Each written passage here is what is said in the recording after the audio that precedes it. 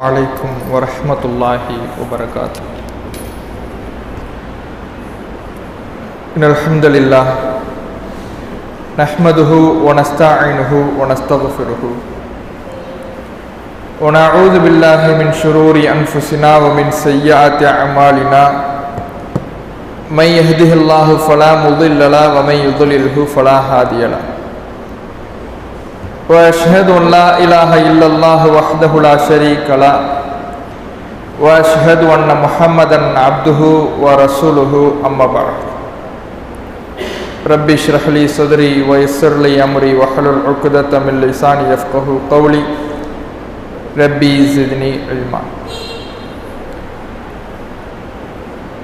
அன்பிற்கினிய சகோதரர்களே,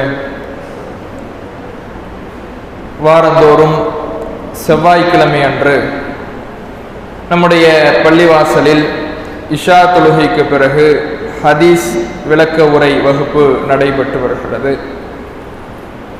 அதில் இன்றைய தினம் இப்னு மாஜா என்ற ஹதீஸ் கிதாபிலே பதிவு செய்யப்பட்ட ஒரு செய்திக்கான விளக்கத்தை நாம் அறியவிருக்கிறோம்.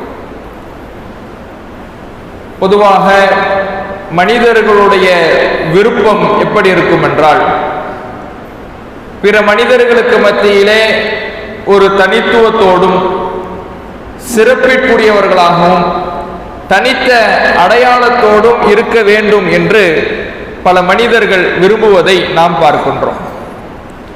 பல மனிதர்களுக்கு முன்னால் தான் சிறந்த ஒரு தன்மையோடு சிறப்பிற்குரிய அந்தஸ்தோடு இருக்க வேண்டும் என்பதை பல மனிதர்கள் விரும்பி அதற்கான முயற்சிகளையும் செய்யக்கூடியவர்களாக இருக்கிறார்கள்.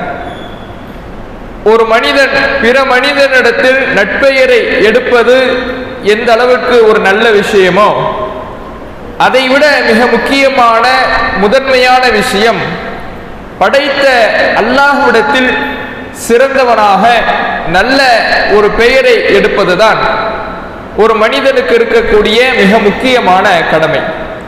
அதனால்தான் நபிகள் நாயகம் ஸல்லல்லாஹு அலைஹி வஸல்லம் அவர்களிடத்தில் சஹாபாக்கள் பல நேரங்களில் பல சூழல்களில் மனிதர்களில் சிறந்தவர்கள் யார் என்கின்ற கேள்வியை எழுப்பியிருக்கிறார்கள்.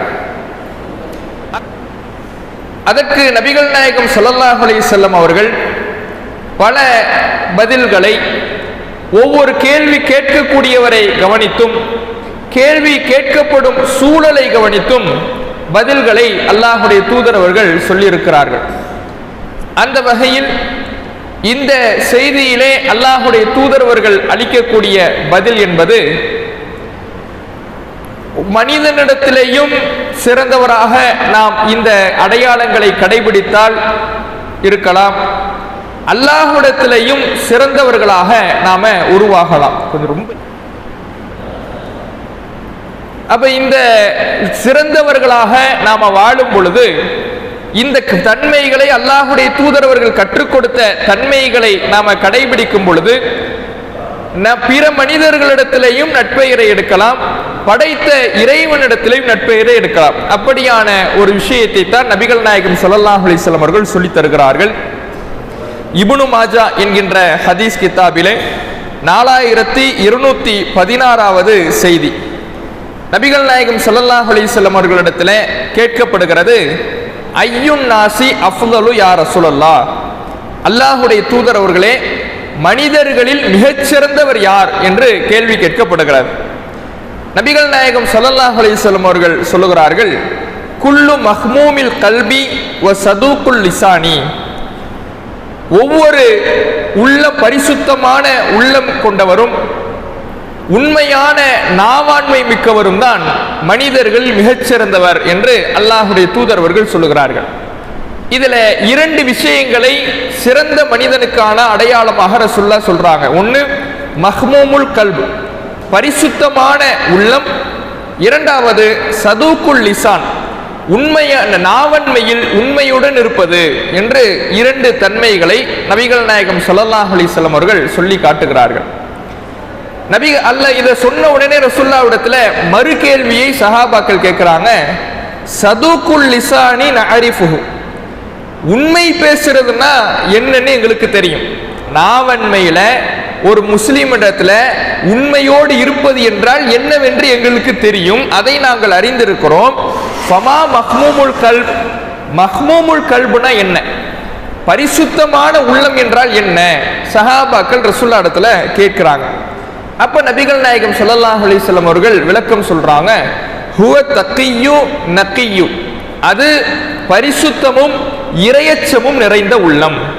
லா இஸ்ம ஃபீஹி, அந்த உள்ளத்தில் எந்த பாவமும் இருக்காது. வலா பகிய வலா கில்ல வலா ஹசத, எந்த குரோதமும் விரோதமும் பொறாமையும் இருக்காது. இதுதான் பரிசுத்தமான உள்ளம் என்று அல்லாஹ்வுடைய தூதர் அவர்கள் சொல்லுகிறார்கள். இந்த பரிசுத்தமான உள்ளமும் உண்மையான நாவன்மையும் எவரிடத்தில் இருக்கிறதோ அவர்தான் மனிதர்களில் மிகச்சிறந்தவர் என்று ரசூலுல்லாஹ் சொல்றாங்க. இப்ப இதுல இரண்டு தன்மைகள், முதல் தன்மையாக பரிசுத்தமான உள்ளத்தையும் இரண்டாவது தன்மையாக நாவன்மையில் உண்மையையும் ரசூலுல்லாஹ் சொல்றாங்க. இப்ப இதுல முதல் தன்மையை நம்ம எடுத்துக்கொள்வோம். முதல் தன்மை என்ன, பரிசுத்தமான உள்ளம். அந்த பரிசுத்தமான உள்ளம் என்றால் என்ன, உள்ளத்தை ஏன் சுத்தப்படுத்தணும்? ஒரு மனிதன் அழகாக இருக்க பிற மனிதனிடத்தில் காட்ட வேண்டும் என்றால் அவன் தன்னுடைய அங்கத்தை தூய்மை செய்து கொள்கிறான். தன்னுடைய அங்கத்தை, தன்னுடைய உடலை குளிப்பதின் மூலமாக, சுத்தம் செய்வதின் மூலமாக பிற மனிதர்களின் முன்னால் தன்னை தூய்மையானவனாக காட்டிக் கொள்வதற்கு நல்ல முறையில் உடை உடுத்தி தன்னை அலங்காரம் செய்து தூய்மைப்படுத்திக் கொள்வது ஒரு மனிதனுக்கு சிறந்த ஒரு விஷயமாக இருக்குது. பல அந்தஸ்துக்குரியவர்களை, ஒரு பதவியில் இருக்கக்கூடியவர்களை, ஒரு கலெக்டர், இது மாதிரியான ஆட்களை நம்ம சந்திக்க போகும் பொழுது கூட ஒரு அழுக்கான ஆடையை அணிந்து சென்றால் அதுக்கு மதிப்பே இருக்காது. ஆடையை நல்ல சுத்தமாக, பார்ப்பதற்கு நல்ல தூய்மையாக போனால் அதற்கு இருக்கக்கூடிய மரியாதை தனி. இப்படி உடலில் இருக்கக்கூடிய தூய்மைக்கு எப்படி ஒரு தனித்த ஒரு மரியாதை இருக்கிறதோ அதை விட மிகுந்த மரியாதை எதற்கு கிடைக்கும்னா உள்ளம் சுத்தமாக இருக்கும் பொழுதுதான். உள்ளத்தில் அழுக்குகள் சேராமல் இருக்கும் பொழுது, கசடுகள் இல்லாமல் இருக்கும் பொழுதுதான் அது மனிதர்களிடத்திலே மிகச்சிறந்தவனாக இன்னொரு மனிதனை உருவாக்குகிறது என்று நபிகள் நாயகம் ஸல்லல்லாஹு அலைஹி வஸல்லம் அவர்கள் சொல்லுகிறார்கள். அப்ப இந்த உள்ளத்துல சில கசடுகள் சேரும், சில அழுக்குகள் சேரும், பாவங்கள் சேரும், குற்றங்கள் சேரும். குரோதம், விரோதம், பொறாமை, இது மாதிரி மார்க்கம் எதையெல்லாம் தடுத்ததோ அதுவெல்லாம் சேரும். அது இப்படி சேருகிற பொழுது அதற்கு ஷைத்தான் தீனி போட நினைப்பான், அதை நம்முடைய உள்ளத்துல படர வைக்க நினைப்பான். அப்படி நினைக்கின்ற பொழுது அதை அந்த இடத்திலேயே நிறுத்தி அந்த அழுக்குகளை நாம் தூய்மை செய்து விட்டால் நாம் சிறந்தவர்களாக உருவாகலாம். இது மார்க்கம் நமக்கு சொல்லி தருகிறது. அப்ப உள்ளத்தை நாம பரிசுத்தப்படுத்தணும். இறைவன் இன்னும் திருமறை குர்ஆனிலே பல்வேறு வசனங்கள்ல மறுமை வெற்றி யாருக்கு என்பதை பற்றி சொல்லுகிற பொழுது, இல்லா மன் அத்தல்லாஹ பி கல்பின் சலீம், மறுமையில செல்வம் நிறைய வச்சிருக்கிறவனுக்கு மறுமையில எந்த பயனும் கிடையாது. மக்கள் செல்வம் அதிகமாக இருப்பவனுக்கு எந்த பயனும் கிடையாது.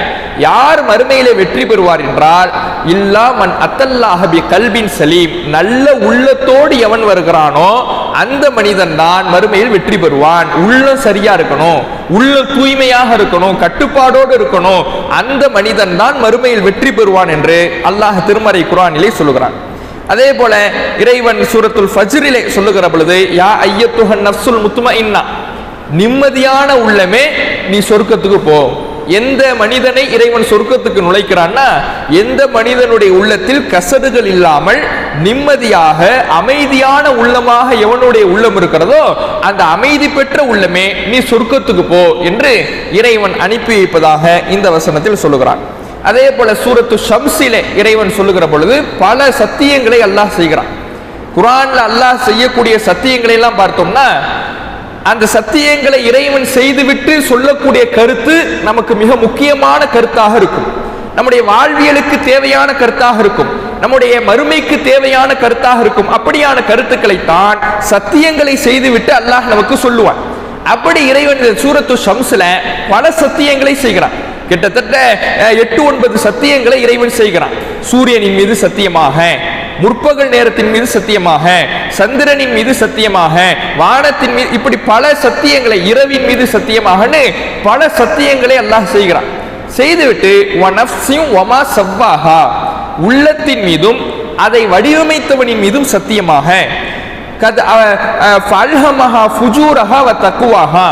உள்ளத்துக்கு எது நல்லது, எது கெட்டது, எது நன்மை, எது தீமை, இதையெல்லாம் நாம உள்ளத்துக்கு அறிவித்திருக்கிறோம். அந்த உள்ளத்தை அழுக்குகள் சேராம யார் சுத்தப்படுத்தி கொண்டாரோ அவர் மறுமையில் வெற்றி பெறுவார். அந்த உள்ளத்தை யார் அழுக்குகளை சேர விட்டாரோ, அதை பாழாக்கினாரோ, அதில் கசடுகளை சேர வைத்தாரோ அவர் மறுமையிலே தோல்வி அடைவார் என்று இறைவன் சொல்லுகிறான். இத்தனை சத்தியங்களை, பல சத்தியங்களை அல்லாஹ் செய்துவிட்டு இந்த சமுதாயத்துக்கு இறைவன் சொல்லக்கூடிய கருத்து என்னன்னா, உள்ளத்துக்கு சில நன்மை தீமைகள் இருக்கு, சில நல்லது கெட்டது இருக்கு, அதையெல்லாம் நான் அறிவிச்சிருக்கிறேன். அந்த அறிவிக்கப்பட்டதில் நல்லதை யார் சேர்த்து உள்ளத்தை தூய்மைப்படுத்திக் கொள்கிறாரோ அவர் வெற்றி பெறுவார். அப்படி நல்லதை சேர்க்காம கெட்ட எண்ணங்களை, கசடுகளை, அழுக்குகளை யார் சேர்க்கிறாரோ அவர் மறுமையிலே தோல்வி அடைவார், நஷ்டமடைவார் என்று இறைவன் இந்த வசனத்திலே சொல்லக்கூடியதை பார்க்கிறோம். அப்ப உள்ளத்துல அழுக்குகள் சேரும், கசடுகள் சேரும். உடலிலே எப்படி அழுக்குகளை சுமந்து கொண்டிருக்கின்றானோ மனிதன், அதை சுத்தப்படுத்துவது எப்படி ஒரு மனிதனுக்கு அவசியமோ அதே போல உள்ளத்தில் சில அழுக்குகள் சேரும், சில கசடுகள் சேரும். அதை தூய்மைப்படுத்துவதும் ஒவ்வொரு மனிதனின் மீதும் கடமை. அதை தூய்மைப்படுத்தினால்தான் வெற்றி இருக்கிறது என்று அல்லாஹ் ரப்புல் ஆலமீன் நமக்கு இந்த வசனத்திலே சொல்லி காட்டுகிறார். நம்ம இந்த உள்ளத்துல எப்படி கசடு சேரும்? நாம என்ன கேள்விப்பட்டிருப்போம்? உள்ளத்துல நினைக்கிறதுக்கு தீமையெல்லாம் கிடையாது. இதுதான் நாம கேள்விப்பட்ட விஷயம். உள்ளத்துல நினைக்கிறதுக்கு என்ன கிடையாது? பாவம் கிடையாது. தவறான எண்ணங்கள் வந்தா கூட அதை செயலாக மாற்றுகிற பொழுதுதான் நமக்கு பாவம் வரும் அப்படிங்கறத நம்ம கேள்விப்பட்டிருப்போம். அது சரியானதுதான். நபிகள் நாயகம் ஸல்லல்லாஹு அலைஹி வஸல்லம் அவருடைய காலத்துல அல்லாஹ் ஒரு வசனத்தை அருளுகிறான். வயின் துபுது மாஃபி அன்ஃபுசிக்கும் அவ் துஃபூஹு, நீங்க உங்களுடைய உள்ளத்துல இருக்கிறத வெளிப்படுத்தினாலும் அதை மறைத்தாலும் யுஹாசிபுக்கும் பில்லா, அல்லாஹ் அதற்காக உங்களை விசாரிப்பான் அப்படின்னு ஒரு வசனம் வருகிறது. ரசூலுல்லாஹ்வுடைய காலத்துல இறக்கப்படுது. இதை இறக்கப்பட்ட உடனே சஹாபாக்களுக்கெல்லாம் ரொம்ப கஷ்டமா இருக்கு. ரசூலுல்லாஹ்ட்ட ஓடி வராங்க, அல்லாஹ்வுடைய தூதரே, இது நாள் வரை நீங்க சொன்னதையெல்லாம் நாங்க செஞ்சோம்.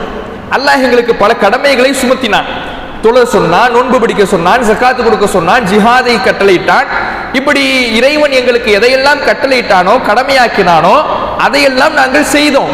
ஆனா இப்போ இறைவன் இதுல சொல்லி இருக்கிறான்ல, உள்ளத்துல இருக்கிற எண்ணத்துக்கு கூட மறுமையில விசாரிக்கப்படும்ங்கிறான்ல, இதுக்கு நாங்கள் சக்தி பெற மாட்டோமே. இது எப்படி கண்ட்ரோல் பண்றது? செயலை கண்ட்ரோல் பண்ணிடலாம், உள்ளத்தை எப்படி நான் கண்ட்ரோல் பண்ணுவேன்? அதுல வர கூட எண்ணத்தை என்னால எப்படி கட்டுப்படுத்த முடியும்? எண்ணங்கள் தாறுமாறாக விழுந்துகிட்டே இருக்குத, என்னால ஒரு கட்டுக்குள்ள கொண்டு வர முடியாத. உள்ளம்னாலே புரளக்கூடியதானே. அதனாலதான் உள்ளத்துக்கு கல்பும்பாங்க. கல்புன்னா என்னன்னா புரளுதல்னு அர்த்தம். உள்ளம் புரண்டுகிட்டே இருக்கிறதுனால, ஒரு இடத்துல இல்லாததுனாலதான் அதுக்கு கல்புன்னு சொன்னாங்க. அப்ப இப்படி புரளக்கூடியதா இருக்குது, ஒரு இடத்துல இருக்க மாட்டேங்குது. இதை எப்படி நான் கண்ட்ரோல்ல கொண்டு வரது? இதுக்கு நாங்க சக்தி பெற மாட்டோமே என்று நபிகள் நாயகம் ஸல்லல்லாஹு அலைஹி வஸல்லம் அவர்களிடத்துல சஹாபாக்கள்லாம் சொன்ன போது ரசூலுல்லாஹ் சொல்றாங்க, அல்லாஹ் உங்களுக்கு ஒரு சட்டத்தை சொன்னதுக்கு அப்புறம் யூதர்கள் எப்படி அவங்க கேட்டுட்டு மாறு செஞ்சாங்களோ அது மாதிரி நீங்க சொல்ல நாடுறீங்களா? நீங்க சொல்லுங்க, சமிஅனா வ அத்தானா வ குஃப்ரானக ரப்பனா இலைக்கல் மசீர், இறைவா நாங்கள் செவியுற்றோம், கட்டுப்பட்டோம், உன்னிடத்துல மன்னிப்பு தேடுறோம், எங்களுடைய திரும்புமிடம் உன்னிடத்திலே இருக்குது, இதை நீங்க சொல்லுங்கன்னு சொல்றாங்க. சஹாபாக்கள் என்ன பண்றாங்கன்னா திரும்ப திரும்ப திரும்ப இதையே சொல்லிக்கிட்டு இருக்காங்க. ஏன் சொல்றாங்க? இதையே சொல்லி கொண்டு இருக்கும் பொழுது மனசுல இது மட்டும்தான் இருக்கும், வேற கவனம் போகாது. வேற கவனம் போனாதானே வேற எண்ணம் வரும், தப்பான எண்ணம் வரும். அந்த தப்பான எண்ணத்துக்கு அல்லாஹ்விடத்துல குற்றம் பிடிக்கப்படும். அதனால இதையே திரும்ப திரும்ப திரும்ப சொல்லிக்கிட்டே இருப்போம்னு மீண்டும் மீண்டும் மீண்டும் இந்த வார்த்தைகளையே சொல்லி கொண்டு இருக்கிறார்கள். அதற்கே அவர்களுடைய நாவுகள் பணிந்து விடுகிறது. அப்ப நபிகள் அதற்கு பிறகு இதை சொல்லிக் கொண்டே இருந்த உடனே அதற்கு பிறகு அல்லாஹ் வசனத்தை அருளுகிறான், லா யுகல்லிஃபுல்லாஹு நஃப்ஸன் இல்லா உஸாஹா, எந்த ஒரு உயிரையும் அதனுடைய சக்திக்கு மீறி சோதிக்க மாட்டோம், இனிமே உள்ளத்தில் இருப்பதற்கு குற்றம் கிடையாதுன்னு அல்லாஹ் சொல்லிட்டான். இப்படி சொல்லப்பட்டாலும் கூட சில பாவங்களை மார்க்கம் நமக்கு சொல்லுது. பெருமையை சொல்லுகிறது, குரோதத்தை சொல்லுகிறது, விரோதத்தை சொல்லுகிறது, பொறாமையை சொல்லுகிறது. இதுவெல்லாம் மார்க்கத்திலே தவறாக கண்டிக்கப்பட்ட பாவங்களாக இருக்கிறது. இந்த பெருமையெல்லாம் பார்த்தோம்னா சுவனத்திற்குள்ளே நுழைய முடியாது, அணுவளவு பெருமை இருப்பவர் கூட சுவனத்தில் நுழைய முடியாதுன்னு ரசூலுல்லாஹ் சொல்றாங்க. அந்த அளவுக்கு கடுமையாக கண்டிக்கப்பட்டிருக்கு. அந்த பெருமை எப்படி வெளிப்படும்? பெருமை எங்க இருக்கும்? உள்ளத்துல தான் இருக்கும். ரசூலுல்லாஹ் சொல்லும் பொழுதே மன்கான ஃபி கல்பிஹி மிஸ்கால ஹப்பத்தின் மின் ஹர்தலின் மின் கிபர், உள்ளத்துல அணுவளவு யாருக்கு பெருமை இருக்கிறதோ அவன் சொர்க்கத்துக்கு நுழைய மாட்டாங்கிறாங்க. அந்த வசனம் சொல்லுது உள்ளத்துல இருக்கிறதுக்கு விசாரணை கிடையாது. இந்த செய்தி சொல்லுது உள்ளத்துல அணுவளவு பெருமை இருந்தாலும் அவன் குற்றம் அவன் மறுமையில சொர்க்கத்துக்கு செல்ல முடியாதுங்கிறது. அப்ப இதை எப்படி புரிஞ்சுக்கிறது? சில தவறான எண்ணங்கள், பாவமான எண்ணங்களுக்கு நமக்கு குற்றம் கிடையாது. அதே சமயம் சில விஷயங்கள் அது உள்ளத்துல தான் இருக்கும். பெருமை உள்ளத்துல தான் இருக்கும், குரோதம் உள்ளத்துல தான் இருக்கும், விரோதம் உள்ளத்துல தான் இருக்கும். இது போல மார்க்கத்தில் கண்டிக்கப்பட்ட உள்ளத்தில் இருக்கக்கூடிய சில தவறான கசடுகள், அதை நாம சேர விட்டோம்னா நம்முடைய மறுமை வாழ்வே கேள்விக்குறி ஆகிவிடும் என்பதை மார்க்கம் நமக்கு சொல்லி காட்டுகிறது. அப்ப இந்த செய்திக்கு வருவோம். அப்ப உள்ளம் என்பது பரிசுத்தமாக இருக்க வேண்டும், அதில் தான் மறுமை வெற்றி இருக்கிறது.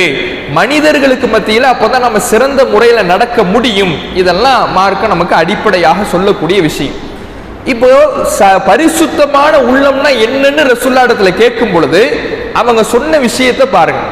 அந்த உள்ளத்துல இறையச்சம் இருக்கும். இறையச்சத்தின் மூலமாக அந்த உள்ளம் தூய்மையாக இருக்கும். லா இஸ்ம ஃபிஹி, அதுல எந்த பாவமும் இருக்காது.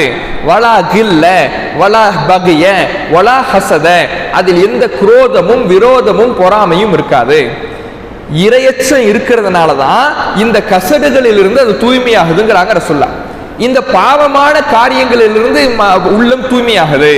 அப்போ எந்த உள்ளத்தில் இறையச்சம் சேருகிறதோ அந்த உள்ளத்தில் இந்த கசடுகள்லாம் நீங்கிடுது.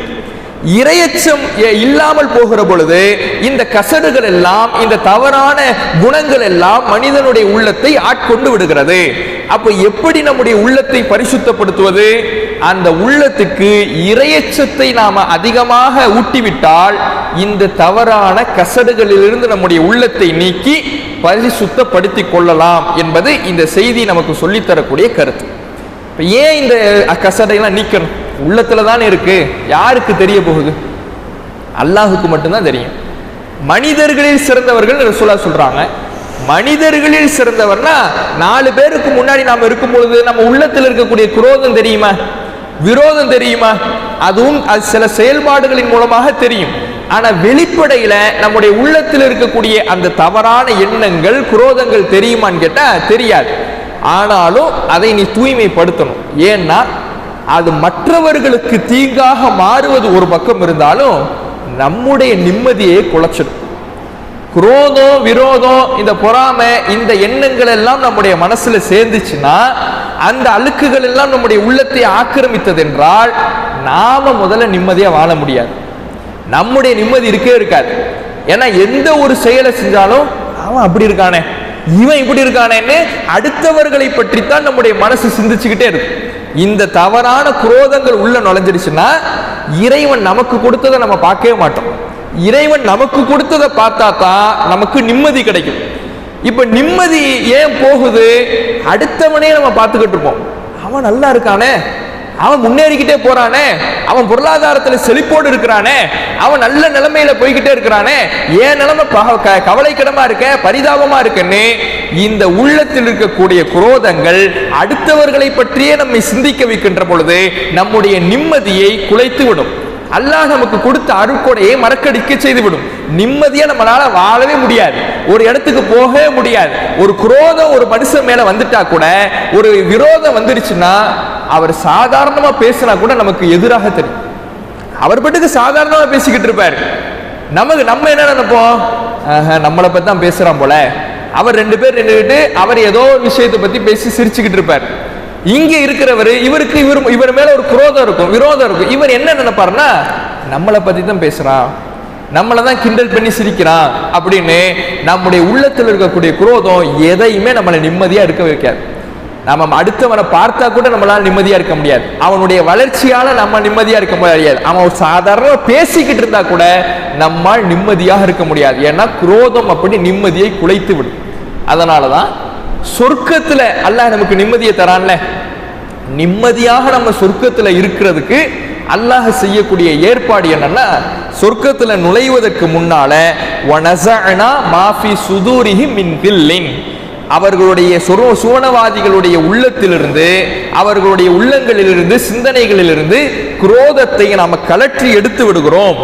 கலற்றி எடுத்த காரணத்தினால்தான் அவர்கள் இஹ்வானன் சகோதரர்களாக ஆகிவிடுகிறார்கள் என்று அல்லாஹ் ரப்புல் ஆலமீன் குர்ஆன்ல சொல்றான். சொர்க்கத்தில் இந்த குரோதத்துக்கு வேலை இல்லை, விரோதத்துக்கு வேலை இல்லை.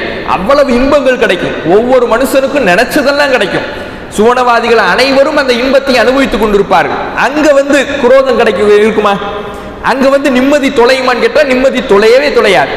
அனைத்து மனிதர்களும் சந்தோஷமாக மகிழ்ச்சியாக வாழ்ந்து கொண்டிருப்பார்கள். ஏன் அப்படி அந்த மகிழ்ச்சி வருதுன்னா, அவங்க உள்ளத்துல உள்ள குரோதத்தை அல்லாஹ் எடுத்துறான். குரோதம் இல்லாததுனாலதான் யாருக்கு எந்த நன்மை கிடைச்சாலும் நல்லது கிடைச்சாலும் இவனுக்கு மனசு போட்டு அடிச்சுக்காது, இவனுக்கு அந்த நிம்மதி போயிடாது. அவன் நிம்மதியா மனுஷன் இருக்கிறதுக்காக அல்லாஹ் சுவனத்துக்குள்ளே நுழைவதற்கு முன்னால் மனிதனுடைய உள்ளத்தில் இருந்து அந்த குரோதத்தை கலற்றி விடுவதாக நமக்கு சொல்லி காட்டுகிறான். அப்ப நாம முதல்ல இந்த உலகத்துல நிம்மதியா வாழணும்னா ரசூலுல்லாஹ் சொன்ன அந்த மஹ்மூமுல் கல்ப், பரிசுத்தமான உள்ளம் இருக்கணும். அது முதல்ல நமக்கு நல்லது, நாம நிம்மதியா வாழ்றதுக்கு நல்லது, நாம சந்தோஷமாக வாழ்றதுக்கு நல்லது. சில பேருக்கு அந்த நிம்மதி இல்லாத நிலையில அடுத்தவர்களின் மீது இருக்கக்கூடிய கோபத்தை குரோதத்தை எல்லாம் வீடுகளில் அதை காட்டக்கூடியதை பார்ப்போம். வெளியிலிருந்து வீட்டுக்கு வந்தா கூட மனைவி பேசுவது அவருக்கு எரிச்சலாக இருக்கும். வீட்டில் வெளியே போயிட்டு கோபத்தோடு வருவார், புள்ள விளையாண்டுகிட்டு இருக்கும், அது அவருக்கு எரிச்சலாக இருக்கும். ஏன்? நிம்மதியா ஒரு நிமிஷமும் இருக்க முடியாது, அந்த எண்ணம் போட்டு உள்ளத்துல அழுத்திக்கிட்டே இருக்கும். அதனாலதான் இந்த எண்ணம் இருக்கக்கூடாது. இதிலிருந்து பரிசுத்தம் அடைஞ்சாதான் நீ மக்கள்கிட்டையும் சிறந்தவனா இருக்க முடியும், அல்லாஹ்விடத்திலையும் சிறந்தவனா இருக்க முடியும் என்பதை அல்லாஹுடைய தூதர் அவர்கள் சொல்லி காட்டுகிறார்கள். அப்ப எப்படி இந்த குரோதம் நிம்மதியை குலைக்கிறதோ அதே போல மார்க்கத்தை நம்மள்ட்ட இருந்து அகற்றிடும். மார்க்க தொடர்பையே அப்புறப்படுத்துவதற்கு கூட இந்த குரோதம் வழிவகுக்கும். அல்லாஹ் நமக்கு இதை குர்ஆன்ல சொல்லி காட்டுறான். சூரத்துல் பக்கராவில 109வது வசனத்திலே அல்லாஹ் சொல்லுகிற பொழுது, வத்த கஸீர் மின் அஹ்லில் கிதாப் லவ் யருத்துனகும் மின் பஅதி ஈமானிக்கும் குஃபாரா, நீங்கள் நம்பிக்கை கொண்டதற்கு பிறகு காஃபிர்களாக மாற்றிவிட வேண்டும் என்று வேதவாசிகள் நினைக்கிறார்கள். ஏன்? ஹசதன் மின் இந்தி அன்ஃபுஸிஹிம், அவர்களுடைய உள்ளத்தில் இருக்கிற குரோதத்தின் காரணத்தினால். அவங்க உள்ளத்தில் இருக்கிற குரோதத்தினால உங்களுடைய மார்க்கத்தையே இல்லாமலாக்க அவர்கள் விரும்புகிறார்கள் என்று அல்லாஹ் திருமறை குர்ஆன்ல சொல்றான். குரோதம் என்ன ஆக்குனா மார்க்க தொடர்பையே கூட நமக்கு தூரமாக்கிடும், மார்க்க விஷயங்களை கூட நம்மளை ஏத்துக்க வைக்காது. மார்க்கத்தை விட்டு அப்புறப்படுத்தி இறைவனுடைய கட்டளைகளை ஏற்று செயல்படுவதை விட்டும் நம்மை தூரமாக்குகின்ற ஒரு வேலையை இந்த குரோதம் செய்துவிடும். உதாரணத்துக்கு நம்ம மேல யாருக்காவது கோபம் இருக்கும், ஒரு குரோதம் இருக்கும், விரோதம் இருக்கும், ஒரு மன சங்கடம் இருக்கும், அவர்கிட்ட பேச்சுவார்த்தையை நம்ம குறைச்சிருப்போம். சில நேரங்கள்ல நம்ம மேல ஒரு தப்பு வந்துடும், ஒரு தப்பை நம்ம செஞ்சிடுவோம். நாமைக்கு யார் மேல இந்த வெறுப்பு இருக்குதோ அந்த மனிதர் ஏன்பா இப்படிலாம் பண்றீங்க, இதெல்லாம் நல்லதா, இதெல்லாம் மார்க்கத்துக்கே முரணானதா தெரியலையா, மார்க்கத்துக்கே புறம்பானதா தெரியலையா இப்படின்னு நல்லத மார்க்கத்தை நம்ம இடத்துல சொன்னா கூட அந்த குரோதம் நம்மளை ஏத்துக்க வைக்கும். நீயே என்கிட்ட சொல்ற, நீயே என்கிட்ட முதல்ல பேசுறதுக்கு, என்கிட்ட சொல்றதுக்கு நீ யாருன்னு சொல்லி அவர் சொல்ற செய்தி காதுல விழாது. அவர் என்ன சொல்றாரு, மார்க்கத்தை சொல்றாரு, குர்ஆனை சொல்றாரு, ஹதீஸ சொல்றாரு, நம்ம திருத்துறாரு, நம்ம இடத்துல இருக்கக்கூடிய தவறை சுட்டி காட்டுறாரு. இத நம்முடைய மனசு பார்க்காது, இத நம்முடைய சிந்தனை பார்க்காது. எதை பார்க்கும்னா, நீ யார் என்கிட்ட பேசுறதுக்கு, என்கிட்ட சொல்றதுக்கு நீ யாரு, ஒன்றை நான் கேட்டனா, எனக்கு அறிவுரை சொல்லணும்னு நீ கேட்டனா, இப்படி சண்டை போடக்கூடியவர்களாக மனிதர்களை பார்க்கிறோம். ஏன் தடுக்குது? சொல்ற நல்லது தானே சொல்றாரு, சொல்லக்கூடிய நல்லதை ஏற்றுக்கொள்ள ஏன் மறுக்குதுன்னா அந்த உள்ளத்தில் குரோதம் நிறைஞ்சிடுச்சு. சொல்லக்கூடிய மனிதரின் மீது விரோதம் இருக்குது. இந்த விரோதம் நல்லதை கூட ஏற்றுக்கொள்வதை விட்டும் தடுத்து விடுகிறது என்பதை நாம பார்க்கிறோம். இப்படி நாம நம்முடைய வாழ்க்கையில பல நேரங்களில் நடந்திருக்கோம். அதற்கெல்லாம் காரணம் இந்த குரோதம் என்கின்ற எண்ணம் தான் என்பதை பார்க்க வேண்டும். நபிகள் நாயகம் ஸல்லல்லாஹு அலைஹி வஸல்லம் அவர்கள் அதனாலதான் சொன்னாங்க, ஒலா தபாகது ஒலா தஹாசது ஒலா ததாபரு, நீங்கள் உங்களுக்கு மத்தியிலே ஒருவருக்கொருவர் குரோதம் கொள்ளாதீர்கள், ஒருவருக்கொருவர் விரோதம் பாராட்டாதீர்கள், உங்களுக்கு மத்தியிலே நீங்கள் பிணங்கி கொள்ளாதீர்கள், பொறாமை கொள்ளாதீர்கள். வகூனு இபாதல்லாஹி இஹ்வானா, நீங்கள் அல்லாஹ்வுடைய அடியார்களாக சகோதரர்களாக ஆகிவிடுங்கள். வலா யஹில்லு லி முஸ்லிமின் அன் யஹ்ஜுர அஹாஹு ஃபௌக ஸலாஸத்தி அய்யாம், ஒரு முஸ்லிமான அடியான் தன்னுடைய பிற சகோதரனை 3 நாட்களுக்கு மேலாக புறக்கணிக்க கூடாது. ஒருத்தர் மேல உனக்கு மன சங்கடம் வந்துருச்சா, 3 நாள் பேசாம இருக்கியா, அதுதான் உனக்கு கடைசி எல்லை. அதுக்கப்புறம் சலாம் சொல்லி உன்னுடைய பேச்சை தொடர்ந்துடணும். அவருக்கு மத்தியிலே நீ நட்பு பாராட்டிட வேண்டும், சகோதரத்துவத்தை பேணிக் கொள்ள வேண்டும். நீ அந்த குரோதத்தை 3 நாளைக்கு மேல வளர்த்திடக் கூடாது என்பதை நபிகள் நாயகம் ஸல்லல்லாஹு அலைஹி வஸல்லம் அவர்கள் சொல்லுகிறார்கள். அப்போ ஒரு மனுஷன் மேல ஒரு சில நேரத்துகளில் சங்கடங்கள் வரதான் செய்யும். சில தவறுகள் நம்முடைய உள்ளத்தை போட்டு கசக்கத்தான் செய்யும், சில வெறுப்புகளை உண்டாக்கத்தான் செய்யும். அப்படி உண்டாக்க நினைக்கிற பொழுது ஷைத்தான் நம்ம இடத்துல வருவான். அந்த குரோதத்தை விரோதத்தை வளர்க்க பார்ப்பான், அந்த குரோதத்தை பூதாகரமாக ஆக்க பார்ப்பான். அப்படி ஆக்க நினைக்கின்ற ஷைத்தான் போடுகின்ற தீனிக்கு பலியாகி விடாமல் அதிகபட்சம் 3 நாள் பேசாம இருக்கியா, அதிகபட்சம் 3 நாள். அதுக்கப்புறம் சலாம் சொல்லி நீ போய் பேசிடணும். இல்லைன்னா பேசலன்னு வைங்களேன், குரோதம் வளர்ந்துகிட்டே தான் போகும். பொதுவாக சண்டைகளுக்கு அதிகமாக காரணம் என்ன இருக்குன்னு பார்த்தீங்கன்னா, இவருக்கு ஒரு கோபம் ஒரு தாபம் இருக்கும். இதை மனசுக்குள்ளே போட்டு அடக்கி தேக்கி வைக்கும் பொழுது அடுத்தவர்கிட்ட பேசுவார். அடுத்தவன் என்ன பண்ணுவான், ஆமா உன்னை பத்தி அவர் அன்னைக்கு இப்படிதான் சொல்லிக்கிட்டு இருந்தாரு, அந்த தீயை அப்படியே மூட்டுவான். இவரே டைரக்டா போய் யார் மேல இவருக்கு மன சங்கடம் இருக்கோ, நீங்க இன்னைக்கு அப்படி சொன்னீங்க, எனக்கு கொஞ்சம் மன வருத்தமா போயிடுச்சு அப்படின்னு சொல்லி அங்கேயே நம்ம முடிச்சோன்னு வைங்களேன், அவரும் சரி எனக்கு தெரியாம நான் பேசிட்டேன் மன்னிச்சிடுங்கன்னு அந்த இடத்துலயே முடிஞ்சிடும். நாம போட்டு உள்ளத்திலேயே அடக்கி வச்சு தேக்கி வச்சு அதை வளர விட்டோம்னா அது எங்க போய் வெடிக்குதுன்னு சொல்லவே முடியாது. ஏதாவது ஒரு கட்டத்தில் வெடிக்கும். அந்த குரோதம் தேக்கி வைக்கின்ற பொழுது, விரோதத்தை தேக்கி வைக்கின்ற பொழுது அது தேங்க தேங்க தேங்க ஏதாவது ஒரு நேரத்தில் எப்படியாவது வெடிச்சிடும். சில நேரங்களில் அந்த குரோதங்கிறது எதுக்காக வருதுன்னே சொல்ல முடியாது. ஒரு மனுஷனை ஒரு தடவை பார்த்தா கூட இது வந்துடும். அந்த நேரத்தில் அந்த நேரத்திலே அழிச்சிட்டோம்னு வைங்களேன், அங்கே முடிஞ்சிடும். அதை வளர விட்டோம்னா வளரும் வளரும் வளரும் வளரும் வளர்ந்து இன்னைக்கு நாளைக்குன்னு எந்த நேரம்னு சொல்லவே முடியாது. ஆனால் ஏதாவது ஒரு நேரத்தில் வெடிச்சு அது ஒரு பெரும் சண்டைகளை சச்சரவுகளை உண்டாக்கிடும். இன்னைக்கு நம்ம செய்தித்தாள்களில் எத்தனையோ குற்றங்களை பார்க்கிறோம். அந்த குற்றங்களுடைய ஆரம்ப புள்ளியை எடுத்து பார்த்தீங்கன்னா விரோதமாகத்தான் இருக்கும். அண்ணன் தம்பி சண்டை போட்டுக்கிறானே, அண்ணன் தம்பி கூட பிறந்த அண்ணன் தம்பி சின்ன வயசுல ஒத்துமையா இருந்தவங்க சொத்துக்காக அடிச்சுக்கிறான். என்னன்னு கேட்டா ஒரு விரோத போக்கு. என்ன விரோத போக்கா, சொத்து பிரிக்கிறாங்க. சொத்தை பிரிக்கும் பொழுது மார்க்கம் சொன்ன அடிப்படையில் ஆம்பளை பிள்ளைங்களுக்கு சமமா கிடைக்குது. சமமா கிடைக்கும் பொழுது அண்ணன் தம்பி 2 பேருக்கும் சமமாக பங்கு வருது. ஒருத்தன் சொல்றான், நான் தானே அம்மா அப்பா வச்சு பார்த்தேன், அது என்ன உனக்கு மட்டும் கூட, உனக்கும் எனக்கு எப்படி அது சமமா வரலாம், நான் அம்மா அப்பா பார்த்தேன்ல எனக்கு கூட கொடு அப்படிங்கிறான். அம்மா அப்பா பார்க்கறது கடமை, பெற்றோரை பார்க்கறது கடமை. அதை ஏதோ இவன் செஞ்ச வேலை மாதிரி அதுக்கு நான் பார்த்தேன்ல கஷ்டப்பட்டேன்ல, நீ கஷ்டப்படாம எல்லா சொத்தையும் எடுத்துக்கிற, நான் கஷ்டப்பட்டு உனக்கு கிடைக்கிற அதே பங்கு எனக்கு கிடைக்குதுன்னா இப்படி சண்டை போடுறான், குரோத போய்க்கிறான். கூட பிறந்த சகோதரன் சொத்துக்காக அடிச்சுக்கிறான், ஒரு அடி இடத்துக்காக அடிச்சுக்கிறானே.